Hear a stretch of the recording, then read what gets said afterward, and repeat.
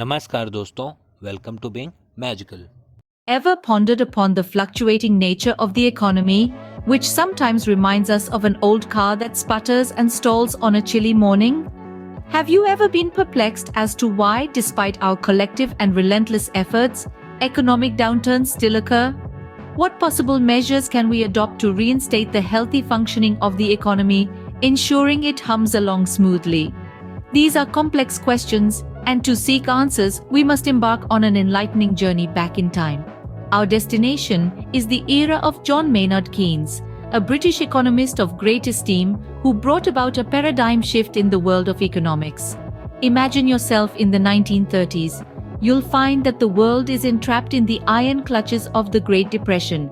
Unemployment rates are skyrocketing, factories are dormant, and an overwhelming sense of despair prevails. In these dire times, a man named Keynes emerges from the shadows, carrying with him an idea that would prove to be revolutionary. Keynes was of the belief that during an economic downturn, it is not in the best interest of governments to maintain a passive stance and merely observe the unraveling of events. Instead, he advocated to adopt a proactive approach, intervening promptly to stimulate demand and revitalize this groundbreaking concept, which has come to be known as Keynesian economics, marked a significant divergence from classical economics that held sway at the time. Classical economists had firmly held on to the proposition that markets, if left to their own devices, would naturally adjust to achieve full employment. Keynes, however, presented a contrasting perspective. He contended that an insufficiency in aggregate demand could result in persistent and widespread unemployment, thus exacerbating poverty and inequality. To counter this, Keynes introduced the idea that direct and timely government intervention could trigger a surge in aggregate demand, culminating in increased employment levels and higher output. He suggested numerous strategies through which this could be accomplished.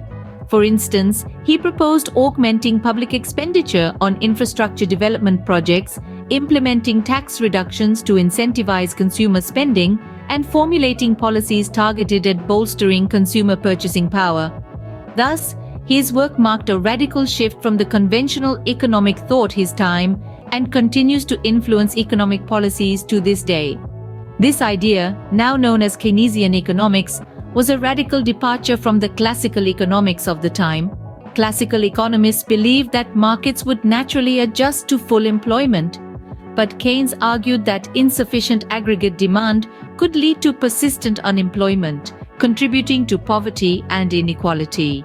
He proposed that government intervention could boost aggregate demand, leading to higher levels of employment and output.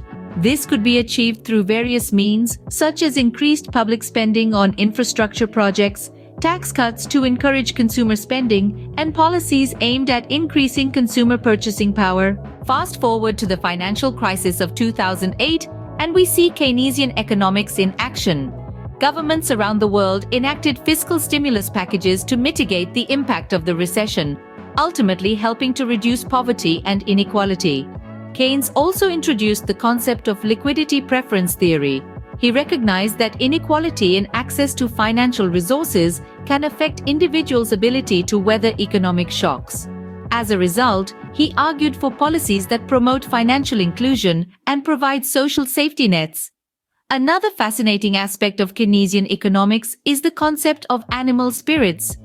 Keynes understood that economic decisions are influenced not just by rational calculations, but also by psychological factors such as confidence and uncertainty.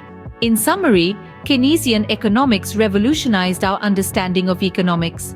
It emphasizes the role of government intervention in addressing market failures, promoting economic stability and full employment. It recognizes the need for policies that boost aggregate demand, promote financial inclusion, and address inequality. By understanding and applying these principles, we can better navigate the ups and downs of the economic cycle. So the next time the economy starts to sputter, remember the lessons of Keynes and know that with the right policies, we can get the economy humming along again.